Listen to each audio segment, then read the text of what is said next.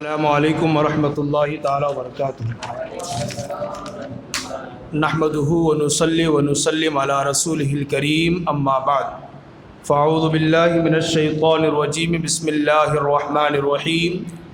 قال اللہ تبارک وتعالی فی القرآن المجید والفرقان الحمید، وما من دابۃ فی الارض الا علی اللہ رزقها الی آخر هذه الآیہ۔ صدق اللہ مولانا العظیم۔ ان اللہ وملائکتہ یصلون علی النبی یا ایہا الذین آمنوا صلوا علیہ وسلموا تسلیما۔ اللہم صل علی سیدنا وعلی آل سیدنا ونبینا مولانا محمد معدن الجود والکرم وآلہ الکرام وابنہ الکریم، وبارک وسلم صلاۃ وسلاما علیک یا سیدی یا رسول اللہ صلی اللہ تعالی علیہ وسلم۔ عزیزان گرامی قدر، رب قدیر جل جلالہ کا شکر اور احسان ہے کہ اللہ پاک نے ہمیں اور آپ کو آج کی تاریخ میں نماز عشاء اور تراویح کو باجماعت ادا کرنے کی توفیق عطا فرمائی، اور آج کی اس بابرکت محفل میں بیٹھ کر کچھ دینی باتیں سننے کا اللہ نے موقع عطا فرمایا۔ اللہ پاک اپنے حبیب کے نالے پاک کے صدقے ہم سب کی اس حاضری کو اپنی بارگاہ میں قبول و مقبول فرمائے۔ پارہ نمبر 12 ابتدائی آیات میں اللہ تعالیٰ ارشاد فرماتا ہے، وما من دابۃ فی الارض الا علی اللہ رزقها، اور زمین پر کوئی ایسا جانور نہیں ہے جس کا رزق اللہ کے ذمہ کرم پر نہ ہو، یا زمین پر کوئی ایسا نہیں ہے جس کے رزق کی ذمہ داری اللہ نے اپنے ذمہ کرم پر نہ لی ہو۔ حضرات گرامی، یہ آیت ہمیں اور آپ کو یہ درس دے رہی ہے، یہ سبق دے رہی ہے، اور یہ بتا رہی ہے کہ کائنات میں جتنے بھی مخلوقات ہیں اور جتنی بھی چیزیں ہیں، ان سب کو پالنے والا، روزی دینے والا، ان کا اگر کوئی رزاق ہے تو وہ صرف اور صرف خدا وحدہ لا شریک ہے۔ چرند ہو کہ پرند ہو، جن ہو کہ انسان ہو، ساری مخلوقات کو اگر کوئی روزی دیتا ہے تو اللہ رب العالمین ہی دیتا ہے۔ قرآن مقدس کی جو سب سے پہلی سورت ہے، سورہ فاتحہ جسے ہم کہتے ہیں، اس کی جو پہلی آیت ہے، اس میں میرا مولا فرماتا ہے الحمدللہ رب العالمین، تمام تعریفیں، تمام خوبیاں اس اللہ کے لیے ہیں جو عالمین کا رب ہے، عالمین کو پالنے والا ہے۔ میں آج کی اس گفتگو میں قرآن، احادیث اور واقعات اور روایات کی روشنی میں کچھ ایسی باتیں آپ کو بتاؤں گا جس سے آپ کو بخوبی اندازہ ہو جائے گا کہ ہم سب کو روزی دینے والا، ہم سب کو کھلانے اور پلانے والا، اور ہم سب کو پالنے والا صرف خدا وحدہ لا شریک ہے۔ اوروں کو اس نے وسیلہ بنا دیا ہے، ذریعہ بنا دیا ہے تو وہ پالتے ہیں، وہ دیتے ہیں، لیکن حقیقت میں روزی پہنچانے والا اللہ رب العالمین ہی ہے۔ دیکھیے اس آیت کے تحت صوفیہ کرام، علماء کرام نے کیا لکھا ہے۔ صوفیہ کرام فرماتے ہیں 4 چیزیں ایسی ہیں کہ جن میں تغیر و تبدل نہیں ہوتا، یعنی 4 چیزیں ایسی ہیں کہ اس میں تبدیلی نہیں ہوتی۔ پہلی چیز کیا ہے؟ عمر، جس کی جو عمر اللہ نے لکھی ہے اس میں اب کوئی تبدیلی ہونے والی نہیں ہے۔ مثال کے طور پر کسی کی 60 سال ہے، کسی کی 75 سال ہے، کسی کی 90 یا 99 سال ہے، تو اس کے نہ آگے نہ پیچھے، اس کو مقررہ وقت میں موت آئے گی اور اس کو اس دار فانی سے دار بقا کی طرف کوچ کرنا ہوگا، اس میں کوئی تغیر، کوئی تبدل نہیں ہوگا۔ دوسری چیز ہے اجل، یعنی موت بھی اپنے مقررہ وقت میں آ کر رہے گی۔ قرآن مجید فرقان حمید میں رب قدیر جل جلالہ ارشاد فرماتا ہے، جس کی موت جب لکھی گئی ہے نہ 1 سیکنڈ آگے ہوگی نہ 1 سیکنڈ پیچھے ہوگی، بلکہ اپنے مقررہ وقت پہ وہ آ کر ہی رہے گی، اس میں بھی کوئی تبدیلی نہیں ہوگی۔ چوتھی چیز ازلی سعادت و شقاوت، یعنی جس کے بارے میں لکھا گیا ہے کہ یہ نیک بخت ہے اور یہ بدبخت ہے، تو اس میں بھی کوئی تبدیلی نہیں ہوگی۔ چوتھی چیز صوفیہ کرام فرماتے ہیں وہ ہے رزق، رزق میں بھی کوئی تبدیلی نہیں ہوگی۔ اللہ پاک نے ہمارے مقدر میں جتنا لکھا ہے اتنا ہمیں مل کر ہی رہے گا، ہماری قسمت سے، ہمارے تقدیر سے کوئی ایک دانہ بھی چھین نہیں سکتا، اور اگر ہمارے مقدر میں نہیں ہے تو کوئی شخص لاکھ کوشش کر لے ایک دانہ ہمیں عطا نہیں کر سکتا، اس میں بھی کوئی تغیر اور تبدل ہونے والا نہیں ہے۔ تو پتہ کیا چلا کہ روزی جو ہمارے مقدر میں رب قدیر جل جلالہ نے عطا فرمائی ہے اتنے ہمیں روزی مل کر ہی رہے گی۔ آئیے ایک اور روایت میں آپ کے سامنے پڑھوں، یہ تو صوفیاء کرام کی بات میں نے آپ کو بتایا، ایک حکایت جس کو صاحب تفسیر روح البیان نے نقل فرمایا ہے اس سے میں آپ کی سماعتوں کے حوالے کرتا ہوں کہ جسے سن کر آپ کو اندازہ ہو جائے گا ہم جس خدا کو مانتے ہیں، جس خدا کی وحدانیت کی گواہی دیتے ہیں اور جس خدا پر ہم ایمان رکھتے ہیں، وہ خدا اتنا بڑا رزاق ہے کہ چھوٹے چھوٹے کیڑے مکوڑوں کو بھوکا سلانا اس کی رحمت کو گوارا نہیں ہے۔ انسان جس کو اس نے خود اپنے دستے قدرت سے بنایا ہے، انسان جس کو اس نے عقل سلیم عطا فرمایا ہے، وہ انسان جس کو اس نے اشرف المخلوقات بنایا ہے، اسے وہ بھوکا اور پیاسا کیسے سلائے گا؟ سب کو اللہ پاک روزی دیتا ہے۔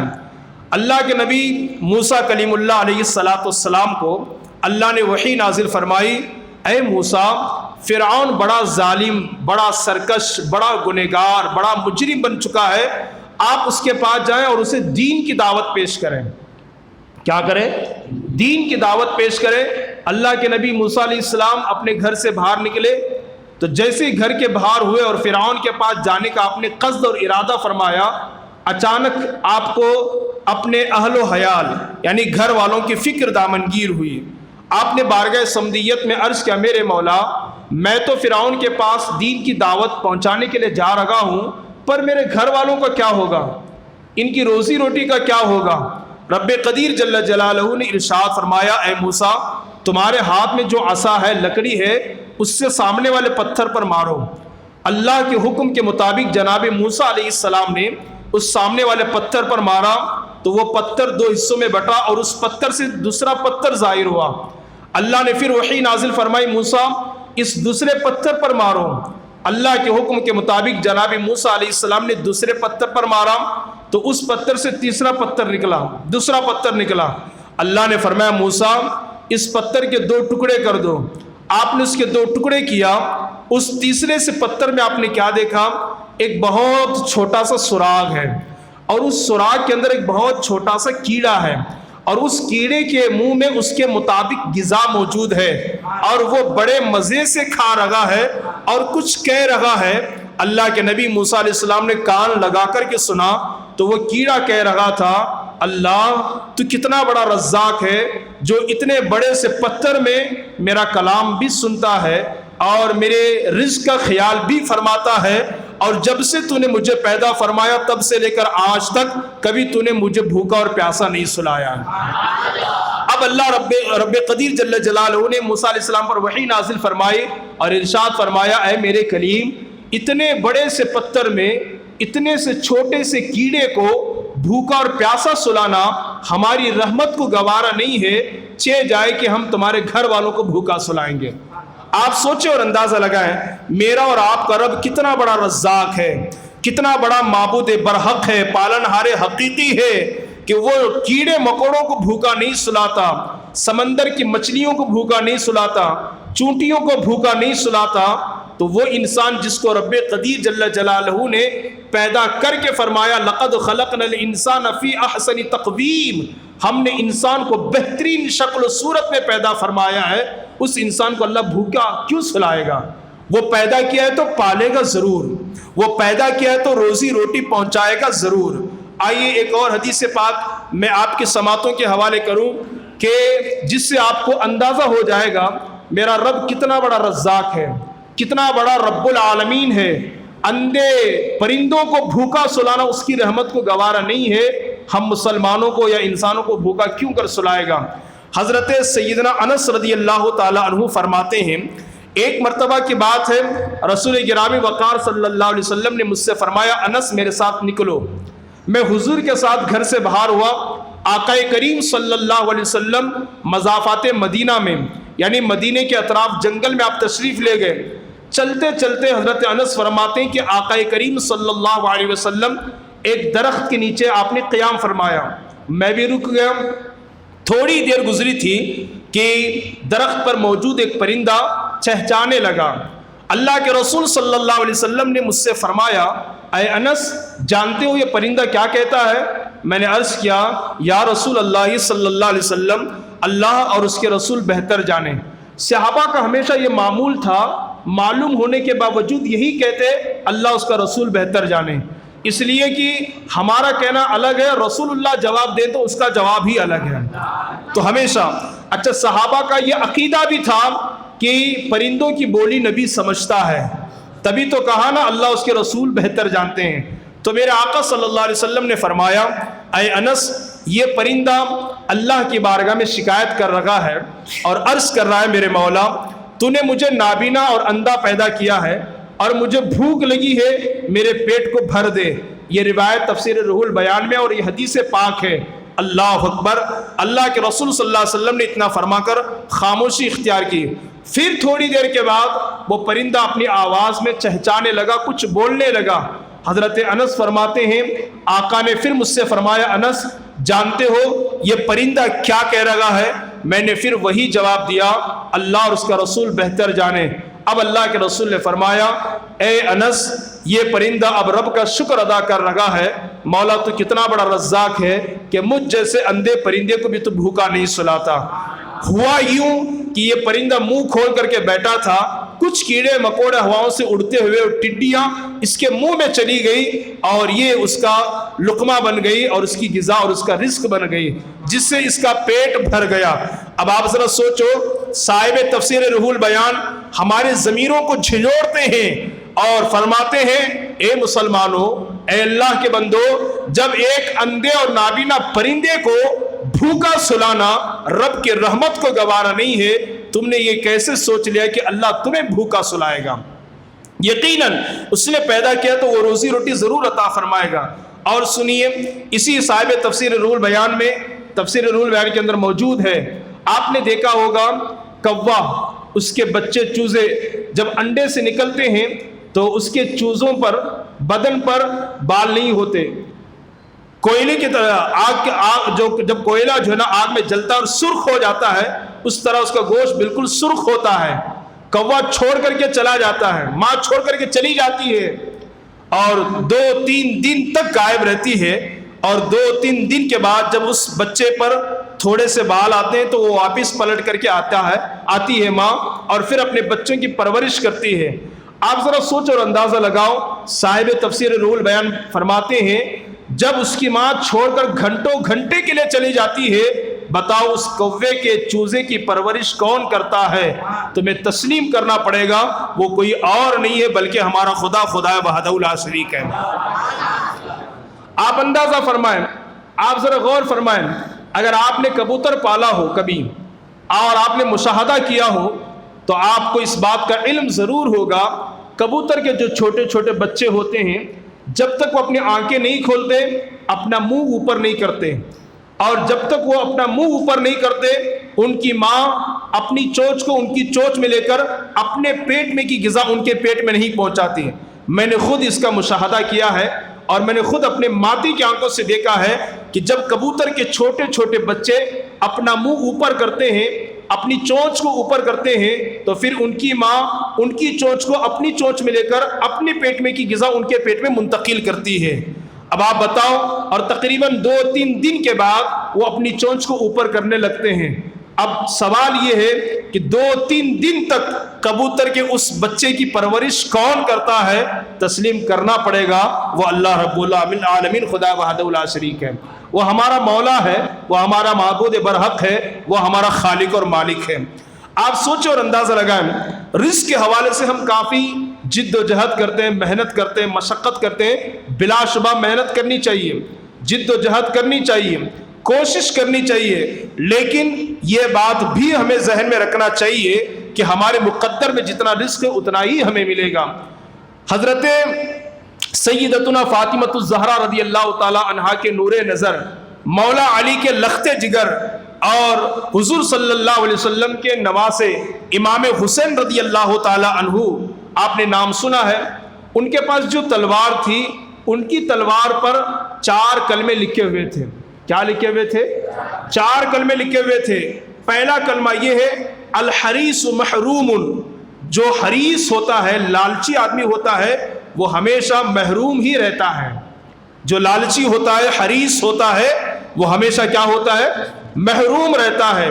البخیل مذموم، جو بخیل ہوتا ہے اور جو کنجوس ہوتا ہے وہ بدبخت مذموم رہتا ہے، یعنی ذلیل اور رسوا ہوتے رہتا ہے۔ جو بخل سے کام لیتا ہے، کنجوسی سے کام لیتا ہے۔ تیسرا کیا کلمہ لکھا ہوا تھا؟ الحاسد مغموم، حاسد ہمیشہ غم میں مبتلا رہتا ہے، حسد کرنے والا ہمیشہ غموں میں گرفتار رہتا ہے۔ امام حسین کی تلوار پر جو چوتھا جملہ لکھا ہوا تھا وہ ہے الرزق مقسوم، ہر ایک کا رزق پہلے لکھا جا چکا ہے، ہر ایک کا رزق پہلے لکھا جا چکا ہے۔ اب جس کے مقدر میں جتنی روزی ہے اتنی روزی اللہ عطا فرمائے گا، اور ہمیں اس کے لیے جو ہے پریشان ہونے کی ضرورت نہیں ہے، اور نہ ہی اس کے لیے ہمیں زیادہ آؤ فگا کرنے کی ضرورت ہے۔ یہاں دیکھا یہ جاتا ہے کہ سب کو معلوم ہے کہ ہمارے مقدر میں یا ہماری تقدیر میں جتنی روزی لکھی ہوئی ہے اسے نہ کوئی چھین سکتا ہے نہ کوئی بڑھا سکتا ہے۔ اللہ نے لکھ دیا کہ اس کو اتنا ملنا ہے، تو جب یہ بات طے ہے کہ اتنا ملنا ہے تو پھر اس کے لیے جھوٹ بول کر کے کمانے کی کیا ضرورت ہے؟ پھر اس کے لیے دھوکہ دے کر کے کمانے کی کیا ضرورت ہے؟ پھر اس کے لیے سود کا استعمال کر کے کمانے کی کیا ضرورت ہے؟ پھر اس کے لیے کسی کی دل آزاری کر کے کمانے کی کیا ضرورت ہے؟ اللہ اکبر کبیرہ۔ اگر ہم حلال طریقے سے کمانے کی کوشش کریں، سچ بول کر کے کمانے کی کوشش کریں، اگرچہ روزی توڑی ہو، اللہ اس میں بے پناہ خیر و برکت ضرور عطا فرمائے گا۔ آج ہر بندہ یہ چاہتا ہے کہ میں مستجاب الدعوات بن جاؤں، یعنی جب بھی جو بھی دعا میں کروں اللہ پاک فوراً میری دعا کو قبول و مقبول فرمائے۔ تو آئیے میں اس حوالے سے ایک حدیث پاک میرے نبی کا فرمان آپ کی سماعتوں کے حوالے کروں۔ ایک جلیل القدر صحابی حضرت سعد بن ابی وقاص رضی اللہ تعالیٰ عنہ، عشرہ مبشرہ میں ان کا شمار ہوتا ہے، یعنی وہ 10 صحابہ جن کو میرے نبی نے دنیا ہی میں جنت کی بشارت عطا فرمائی ہے، وہ صحابی حضرت سعد بن ابی وقاص میرے آقا کی بارگاہ میں آتے ہیں، سلام عرض کرتے ہیں اور کہتے ہیں یا رسول اللہ صلی اللہ علیہ وسلم، مجھے کوئی ایسا عمل آپ بتا دیں، مجھے کوئی ایسا عمل آپ بتا دیں کہ میں اسے کروں تو مستجاب الدعوات بن جاؤں، یعنی کہ اس کو اپنانے سے میں ایسا بن جاؤں کہ جب بھی جو بھی دعا کروں اللہ پاک فوراً میری دعا کو قبول فرمائے۔ اللہ کے نبی نے کوئی وظیفہ نہیں بتایا، اللہ کے نبی نے کوئی دعا نہ فرمائی، ارشاد نہ فرمائی، بلکہ میرے نبی نے فرمایا اے میرے غلام سعد ابن ابی وقاص، حلال کماؤ اور حلال ہی کھاؤ، اللہ تمہیں مستجاب الدعوات بنا دے گا۔ یعنی حلال روزی کے اندر اتنی برکت ہے، اتنی برکت ہے، اگر کوئی شخص کوئی بندے مومن حلال کماتا ہے اور حلال کھاتا ہے، میرے نبی نے فرمایا کہ اللہ اسے مستجاب الدعوات بنا دے گا۔ آئیے ایک اور حدیث پاک میں رزق کی برکت کے حوالے سے آپ کے سماعتوں کے حوالے کروں، اس لیے کہ ہر بندہ چاہتا ہے یار میں بہت محنت کرتا ہوں، بڑی کوشش کرتا ہوں، پھر بھی دیکھو نا بڑا پریشان رہتا ہوں۔ تو حدیث پاک کی روشنی میں ایک میں آپ کو وظیفہ بتا دوں جس سے انشاءاللہ پابندی کے ساتھ، خلوص اور اخلاص کے ساتھ آپ نے اس حدیث پر یا اس وظیفے پر عمل کیا تو روزی آپ کے پاس بے حساب آئے گی۔ ایک صحابی ہیں، وہ حضور کی بارگاہ میں حاضر ہوتے ہیں، سلام عرض کرنے کے بعد عرض کرتے ہیں یا رسول اللہ صلی اللہ علیہ وسلم، دنیا نے مجھ سے پیٹھ پھیر لی ہے، دنیا نے مجھ سے پیٹھ پھیر لی ہے اور میں بہت حالات کا شکار ہوں اور بہت پریشانی ہوتی رہتی ہے، اور کبھی ہمارے یہاں بھی ایسا ہوتا ہے کمانے والا ایک ہوتا ہے کھانے والے 10 ہوتے ہیں، کمانے والا ایک ہے کھانے والے گھر بیٹھے 5-6 لوگ ہیں، تو پریشانی تو ہوگی، دقت تو ہوگی۔ تو آج سے 1450 سال پہلے وہ صحابی آقا کی بارگاہ میں آ کر عرض کرتے ہیں یا رسول اللہ، دنیا نے مجھ سے پیٹھ پھیر لی۔ اللہ کے رسول صلی اللہ علیہ وسلم نے فوراً ارشاد فرمایا اے میرے غلام، کیا میں تمہیں وہ تسبیح نہ بتاؤں جو تسبیح فرشتوں کی ہے اور جس کے پڑھنے سے رزق میں برکت ہوتی ہے؟ دنیا تیرے پاس آئے گی ذلیل و رسوا ہو کر۔ میرے آقا صلی اللہ علیہ وسلم نے فرمایا میرے غلام، وہ تسبیح یہ ہے کہ ہر روز ہر دن فجر کے فوراً بعد یا طلوع فجر کے بعد 100 مرتبہ کہا کر سبحان اللہ وبحمدہ سبحان اللہ العظیم وبحمدہ استغفر اللہ. یہ تو پڑھا کر اللہ بے پناہ روزی میں برکت عطا فرمائے گا. وہ صحابی اٹھ کر گھر چلے گئے اور پابندی سے پڑھنا انہوں نے شروع کیا. الملفوظ میں اعلیٰ حضرت نے بھی اس کو روایت کیا ہے کہ وہ ابھی 7 دن بھی نہ گزرے تھے, ابھی 1 ہفتہ بھی نہ ہوا تھا, وہ صحابی پھر واپس رسول کی بارگاہ میں آتے ہیں اور عرض کرتے ہیں یا رسول اللہ, اللہ کی عزت کی قسم دنیا اتنی کثرت کے ساتھ میرے پاس آ رہی ہے اور اتنی کثرت کے ساتھ دنیا آ رہی ہے, مجھے سمجھ میں نہیں آ رہا کہاں اٹھاؤں کہاں رکھوں, کہاں اٹھاؤں گھر میں کہاں رکھوں, مجھے سمجھ میں نہیں آ رہا ہے, اتنی کثرت کے ساتھ دنیا آ رہی ہے. میری گزارش یہ ہے اگر آپ بھی چاہتے ہیں آپ کی روزی روٹی میں برکت ہو, آپ کے رزق میں برکت ہو, نماز کی پابندی کے ساتھ ساتھ روزانہ فجر کے بعد یا طلوع فجر کے بعد 100 مرتبہ آپ اللہ کی ذات پر بھروسہ کرتے ہوئے یہ تسبیح ضرور پڑھا کریں کہ میرے نبی نے فرمایا سبحان اللہ وبحمدہ سبحان اللہ العظیم وبحمدہ استغفر اللہ. دنیا تمہارے پاس ذلیل و رسوا ہو کر خود بخود آئے گی. کوشش کریں. رزق میں برکت کے حوالے سے ایک اور میں قرآنی واقعہ آپ کو بتا دوں حدیث کی روشنی میں.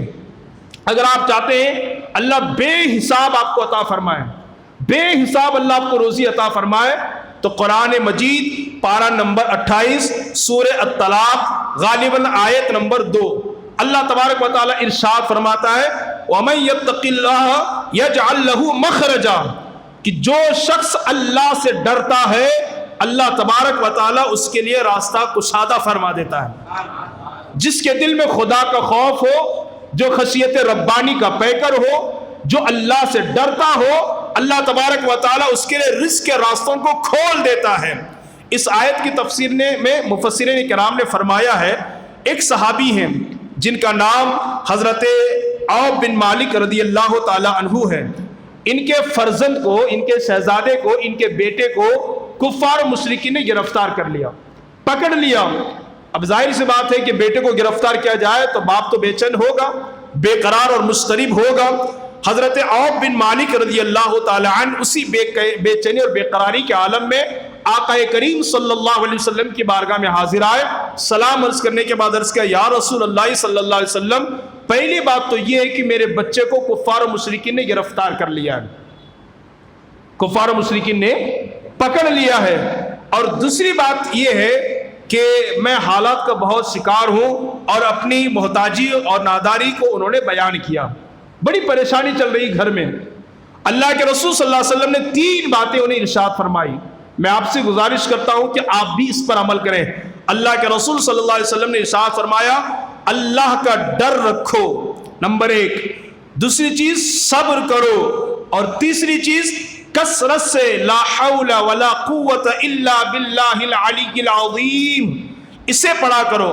ایک اور حدیث پاک میں فرمایا گیا لا حول ولا قوت الا باللہ العلی العظیم, اس میں 99 بیماری کا علاج ہے. کتنی بیماریوں کا؟ 99 بیماری کا اس میں علاج ہے, اور سب سے کم تر جو بیماری ہے وہ ہے ڈپریشن, ٹینشن. اس کا علاج بھی اللہ پاک نے اس ورد کے اندر اور اس آیت کے اندر رکھا ہوا ہے. کس کے اندر؟ لا حول ولا قوت الا باللہ العلی العظیم. اس کو کثرت سے پڑھا کریں.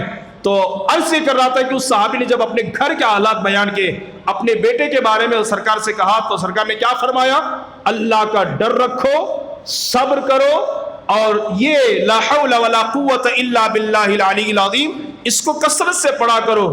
آپ ذرا اندازہ فرمائیں, حضرت عوف بن مالک رضی اللہ تعالی عنہ گھر تشریف لائے, اپنی زوجہ سے کہا کہ مصطفیٰ نے ایسا ایسا فرمایا ہے, اور دونوں نے دروازہ بند کر کے وظیفہ ابھی شروع کرنا ہی چاہا, پڑھنا ہی چاہ رہے تھے کہ دروازے پر کسی نے آواز لگائی. سوچئے جو اللہ سے ڈرتا ہے, صبر کرتا ہے, اللہ اس کے لیے روزی کے راستے ایسے کھول دیتا ہے کہ ہمارا گمان بھی وہاں تک نہیں جاتا ہے.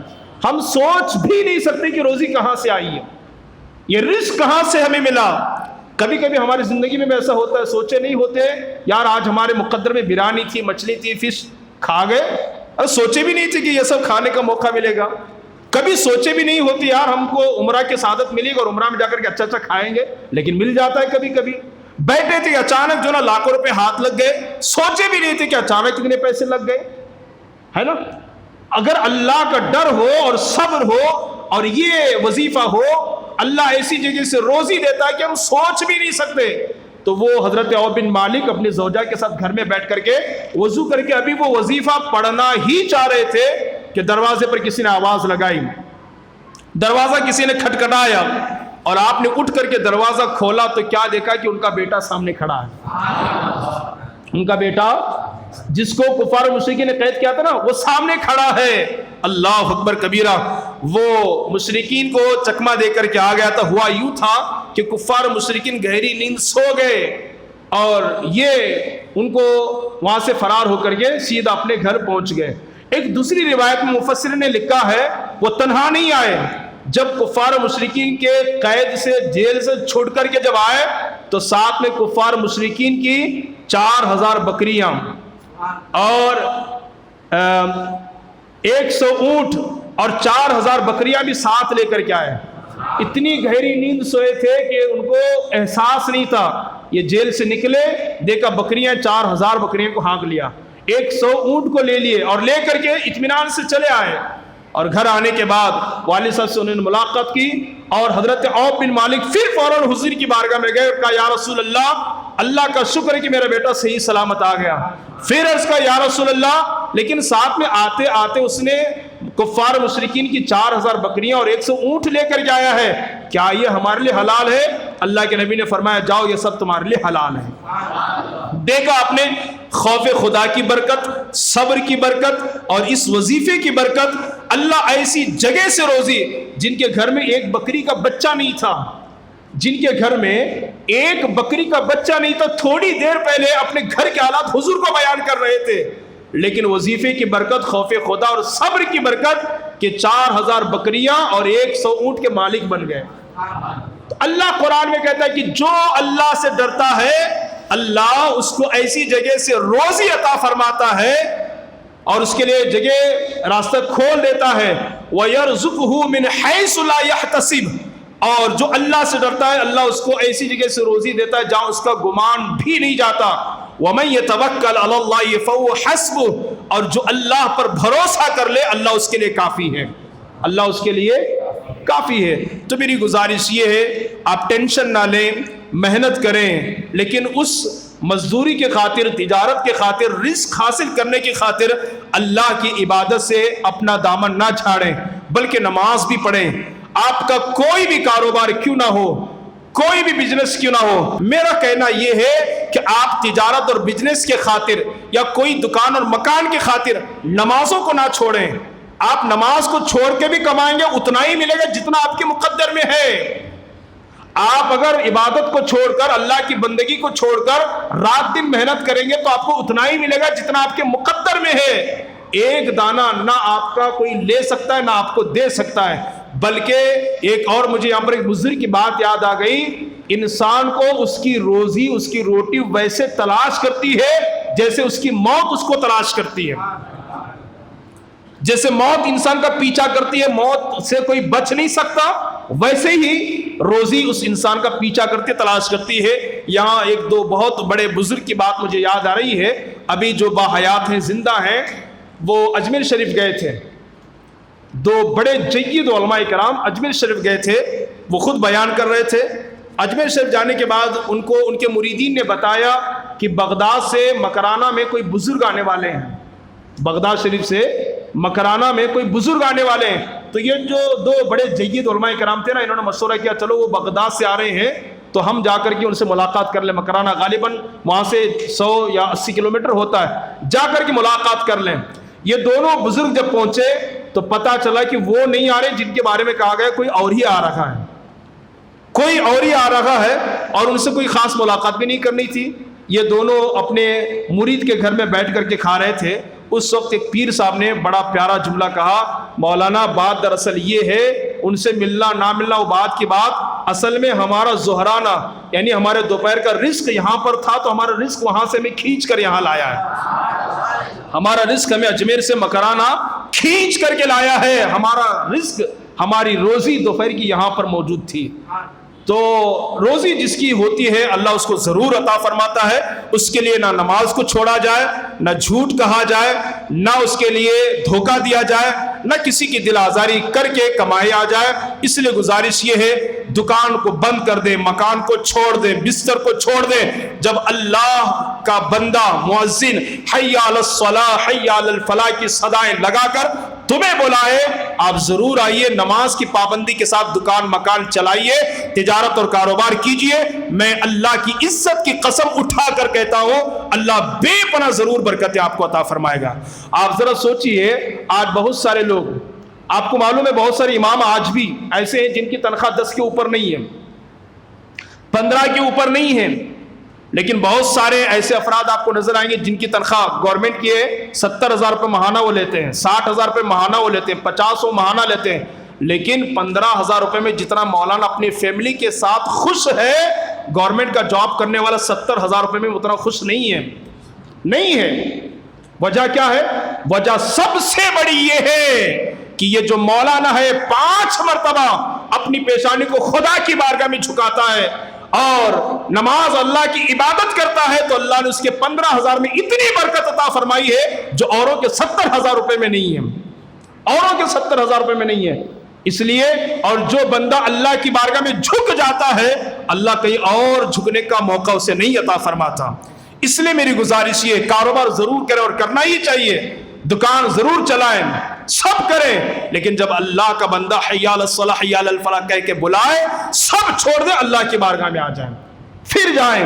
فانتشروا فی الارض فَإِذَا قُضِيَتِ الصَّلَاةُ فَانتَشِرُوا فِي الْأَرْضِ۔ قرآن میں خود رب نے فرمایا جب نماز ختم ہو جائے تو پھر مسجد کا کونا پکڑ کر کے مت بیٹھو، مسجد کے گوشے میں مت بیٹھو تسبیح پڑھتے ہوئے۔ قرآن نے فرمایا فَانتَشِرُوا فِي الْأَرْضِ، زمین میں پھیل جاؤ اور حلال روزی تلاش کرو، اللہ اس میں آپ کو بے پناہ برکت عطا فرمائے گا۔ آج کا میرا لب لباب خلاصہ کلام یہ ہے، اللہ قرآن میں فرماتا ہے وَمَا مِن دَابَّةٍ فِي الْأَرْضِ إِلَّا عَلَى اللَّهِ رِزْقُهَا، زمین پر کوئی ایسا نہیں ہے جس کے رزق کی ذمہ داری اللہ پاک نے اپنے ذمہ کرم پر نہ لی ہو۔ ساروں کو روزی دینے والا، پالنے والا، رزق عطا کرنے والا میرا مولا خدا وحدہ لا شریک ہے۔ آپ حلال طریقے سے کمائیں، اللہ تعالیٰ اس میں بے پناہ خیر و برکت عطا فرمائے گا۔ وما علینا الا البلاغ۔ السلام علیکم ورحمۃ اللہ وبرکاتہ۔